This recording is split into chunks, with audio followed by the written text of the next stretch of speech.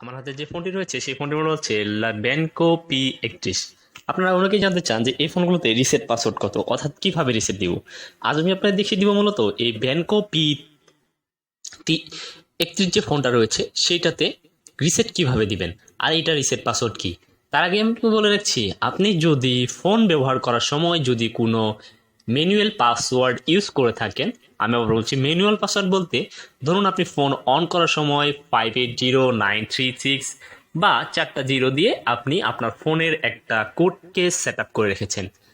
এখন আপনি যদি রিসেট দিতে যান, রিসেট দেওয়ার সময় যদি আপনার সেই কোডটা মনে না থাকে যেটা আপনি ফোন অন করার সময় দিয়ে ফোনটা অন করেছেন, তাহলে কিন্তু আপনি এই অফিসিয়ালি রিসেট পাসওয়ার্ড দিয়েও কিন্তু কাজ হবে না। অর্থাৎ অফিসিয়ালি রিসেট পাসওয়ার্ড দিয়েও কিন্তু আপনি ফোনটাকে রিসেট দিতে পারবেন না।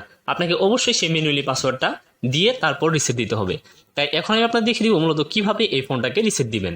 এটা রিসেট দেওয়ার জন্য প্রথমে সেটিংস থেকে আপনাকে মেনু থেকে আপনাকে সেটিংস নামের যে অপশনটা রয়েছে সেটাকে খুঁজে বের করতে হবে।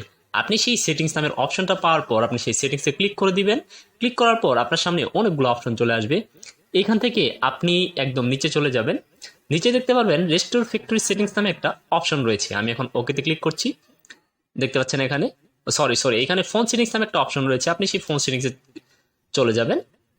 ফোন সেটিংসে যাওয়ার পর এইখান থেকে আপনি একদম 6 নম্বরে দেখতে পাবেন রেস্টোর ফ্যাক্টরি সেটিংস নামে একটা অপশন রয়েছে, সেইটাতে সিলেক্ট করে দিয়ে ওকেতে ক্লিক করবেন। ওকেতে ক্লিক করার পর আপনার সামনে দুইটা অপশন মূলত শো করবে। এইখান থেকে আপনাকে সিলেক্ট করতে হবে রিস্টোর ফ্যাক্টরি অল, এটাতে ক্লিক করবেন।